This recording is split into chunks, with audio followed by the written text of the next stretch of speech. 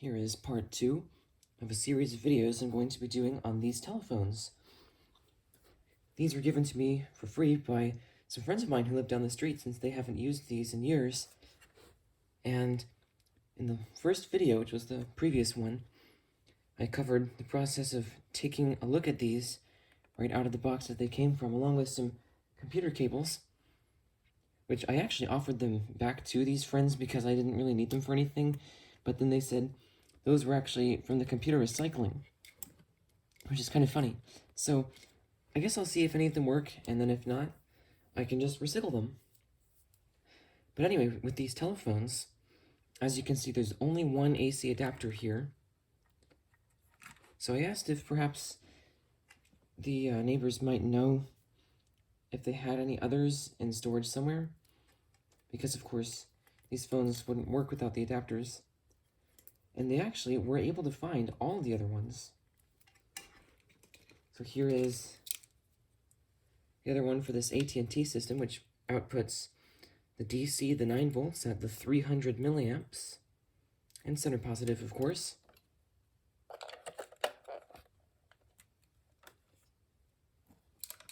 And this is the Atlinks, or ATL Atlanta Links, or Atkins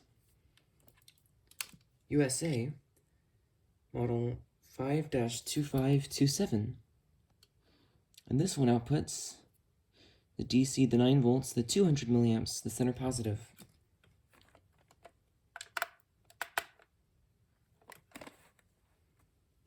And lastly, which is probably the one that I was hoping most they'd be able to find, we have the Sony AC-T127, which outputs the 9 volts, center positive, and 200 milliamps, and it is the DC, and it only takes in the 4 watts.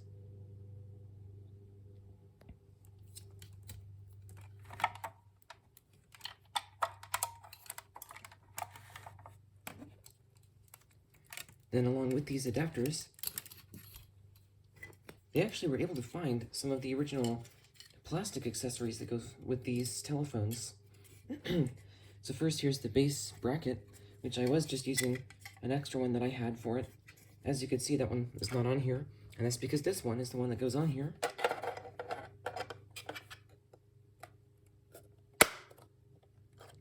So there we go. That is fantastic. And then they actually had one of the old belt clips for the set, which is really nice. I always love having a phone, a speakerphone, and a belt clip. And I'm probably going to use this on the second handset because wherever I plug in the base, there's probably going to be at least one other telephone. So I didn't really need one with the belt clip on the base itself. And lastly, this one actually has a belt clip too. And this is an interesting one because it's the only translucent belt clip in my whole collection.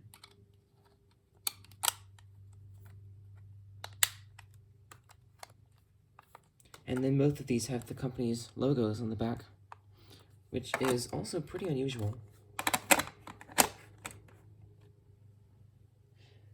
So now, of course, they don't have the batteries still, but with the AC adapters, it's only going to be a week or two before I get around to ordering the batteries, which I have already tracked down on the Amazons. So I thought I could go ahead and test out the base and answering machine itself of this AT&T, what is it, E5812B. So let me get the others out of the way. Oh, and first, I want to say something pretty interesting. This antenna for the Sony phone is actually still very flexible. I've never felt one like this before, but now I know why they all advertised having flexible antennas back in the day, because this is just like an actual rubbery flexible antenna. That's actually really cool.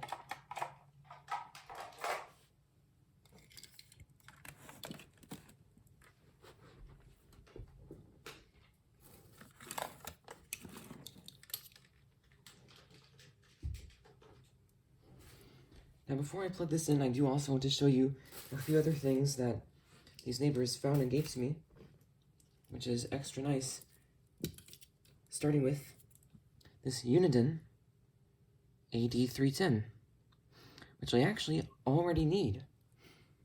My Uniden EXP5900 came with an older version of this adapter, and unfortunately it makes a very loud buzzing sound, which I absolutely cannot tolerate.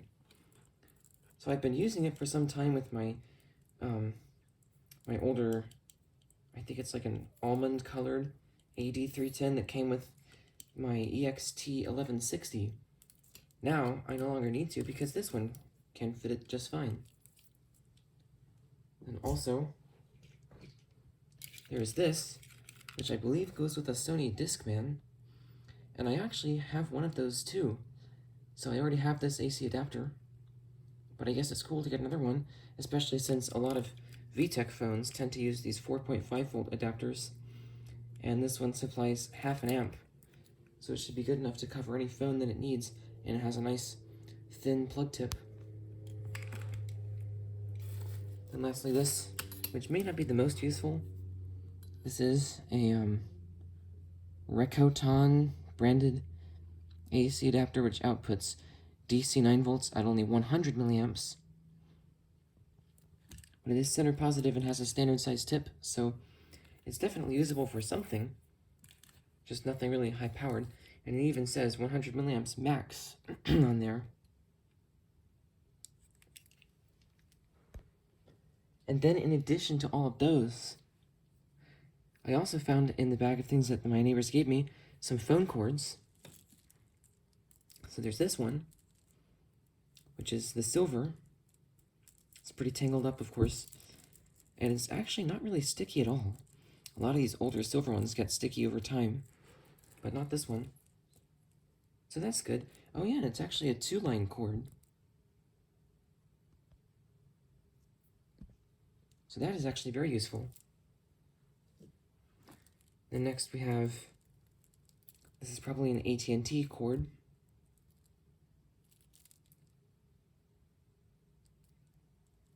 And it's just a single line cord.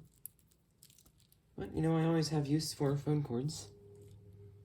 And then here's another single line. This one is black and much thinner.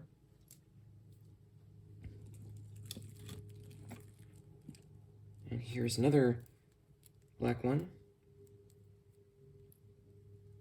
And it's also single line. Not quite as thin as the first one, though. Or the first black one.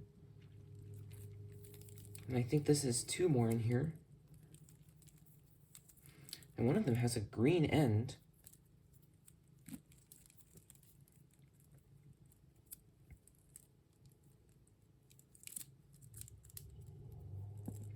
Okay, it has a green and a white end. One of them, the white one, or the clear plug end, has a sticker that says to wall, and the other one just has a silhouette of an RJ11 jack. And the plug is green. This is a 4-conductor cord, and it looks like in this one, the wires are, as usual, reversed from one plug to the other.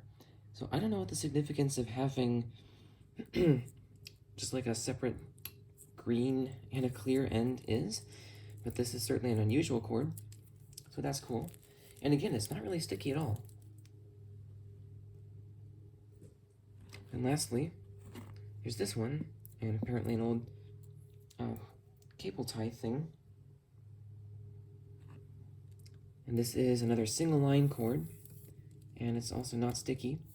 This one kind of feels like a Uniden cord. And unfortunately, both of the tabs that hold the plugs in place are broken.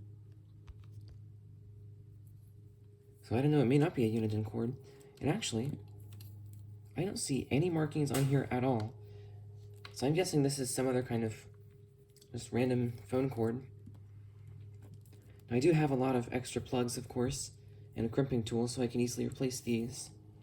But since I have a lot of other phone cords already, I'm not going to do that until I need to.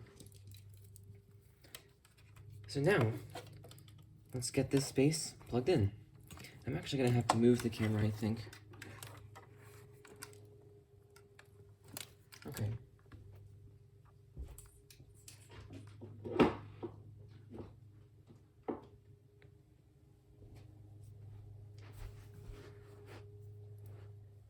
we go. Let me plug in the phone line so we can give it a test call. Alright.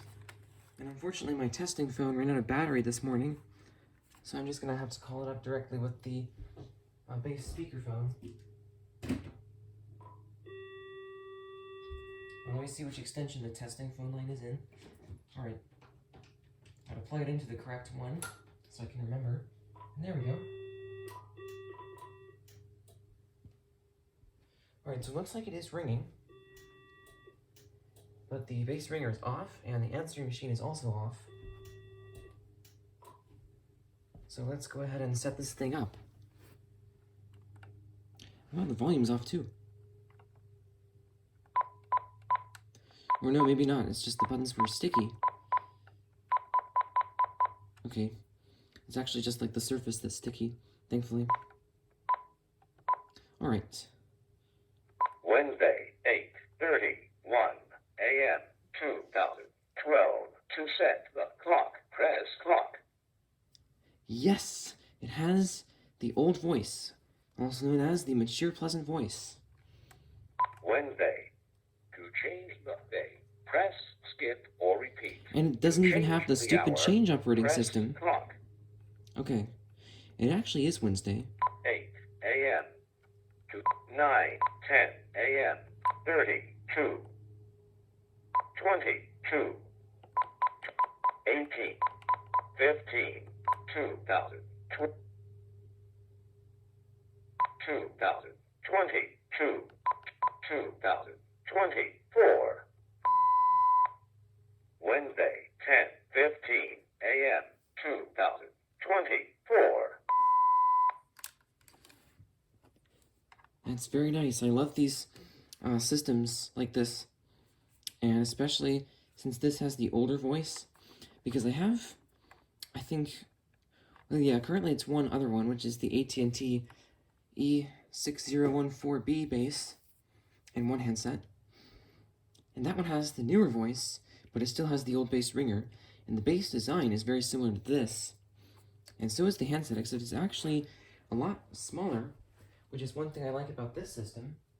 Let me show you a comparison here. Here's the E6014B handset, and here's the E5812B handset. And of course, this one's missing the battery cover right now. But as you can see, they're both pretty well designed, but this one just has some more space on it, which is very nice, especially for the buttons. And it has a far larger screen, although this one does have a full dot matrix color display and everything. Now, I don't think I could put this on the charger right now without a battery in it. But anyway, I'm just going to focus on the bass. Let's do a setup. Number of rings, 2. To change the setting, press skip, bass ringer off, low, high, remote access code 97. To change the setting, press skip or repeat. 99.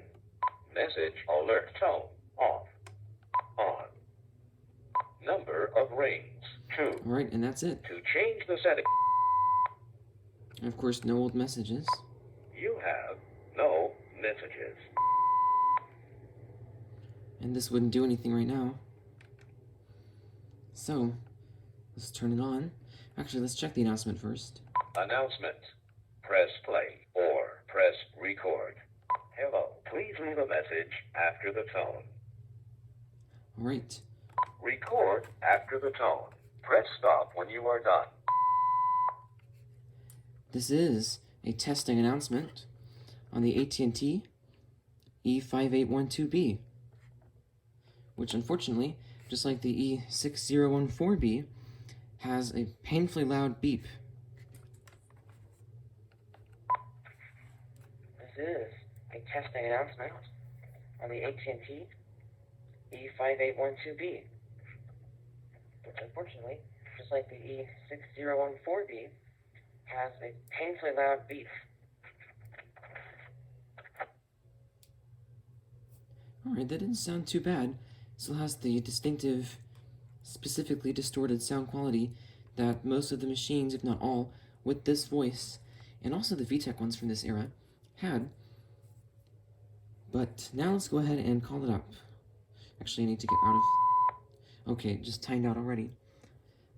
Now, I didn't hear a feature for call screening, so hopefully it won't give me a feedback freak show. Maybe I better turn down the volume here.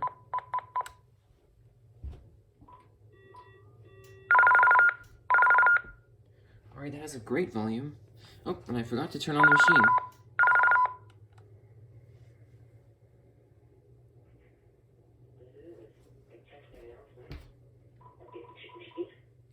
E5812B, which unfortunately, just like the E6014B, has a painfully loud beep. Now we're leaving a testing message onto the AT&T E5812B. And this one's recorded from a base speakerphone, which it actually sounds like the microphone on the AT&T base is pretty good. A lot of these AT&T phones usually don't have very good microphones in the base, but this one sounded good.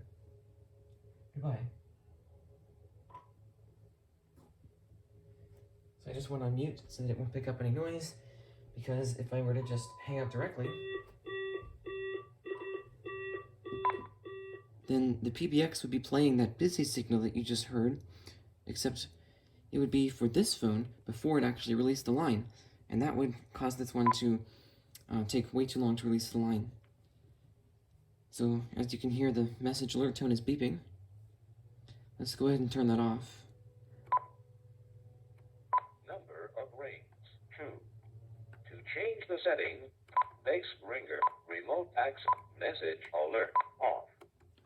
And actually, let's turn down the base ringer too. Message alert. Remote access, message number of ring, base ring. This has very few features.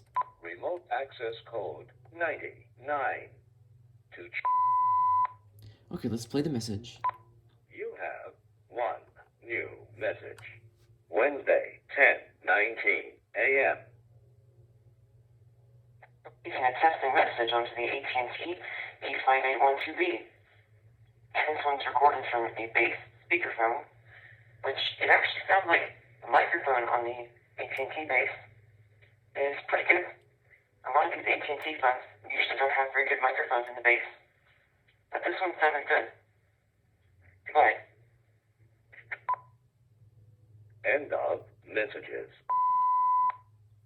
Pretty typical, deplorable Digitan sound quality. So let's call again. I'll see if I can speak closer to the microphone on this base and see if that makes any difference.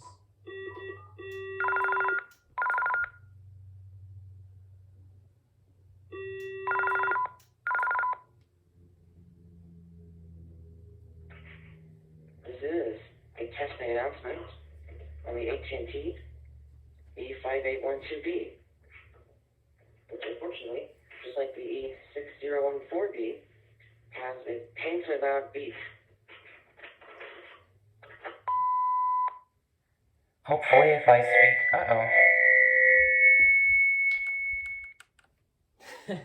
That was kind of painful. Okay. Hopefully if I speak more carefully and close to this microphone, the recording quality of the answering machine will be better. Goodbye.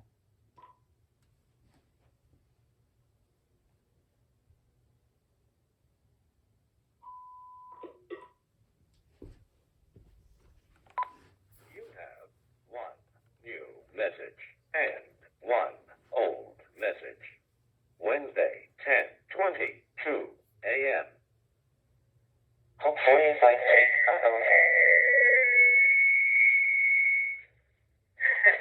That was kind of painful. Okay.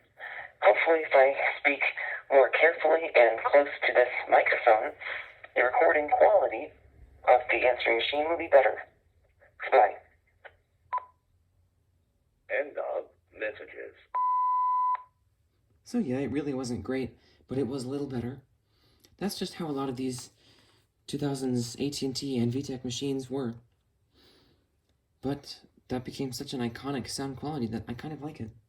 And certainly the voice. that the answering machine has built into it is one of my favorite, if not my favorite, of all answering machine voices. So I think that's... Let me actually just record a memo first. Record after the tone. Press stop when you are done. How does it sound if I leave it first on the carpet, then pick it up and speak towards the fake microphone, then turn it over and speak directly into the real microphone? Recorded. You have 1 new message and 2 old messages. Wednesday, 10:24 a.m. How does it sound if I leave it first on the carpet, then pick it up and speak towards the fake microphone,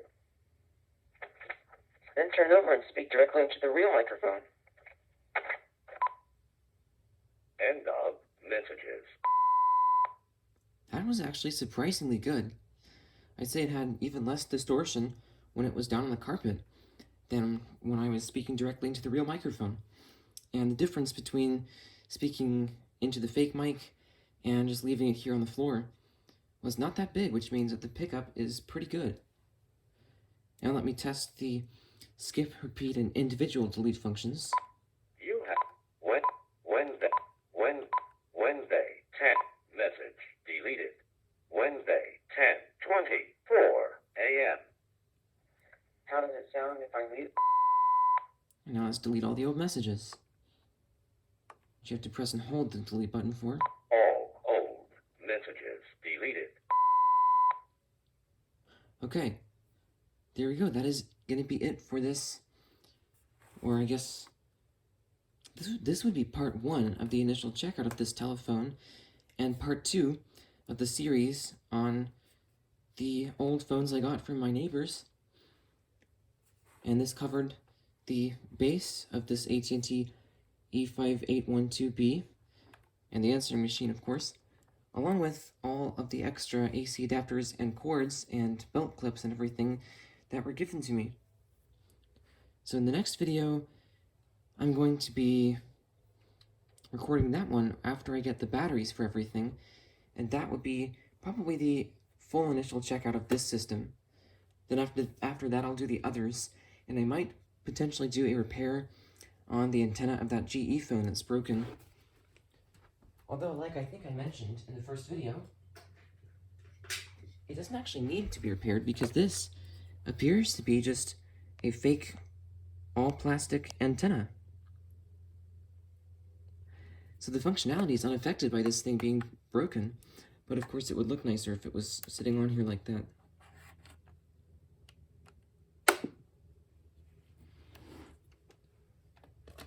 Alright, that's it for this video. Goodbye and thanks for watching.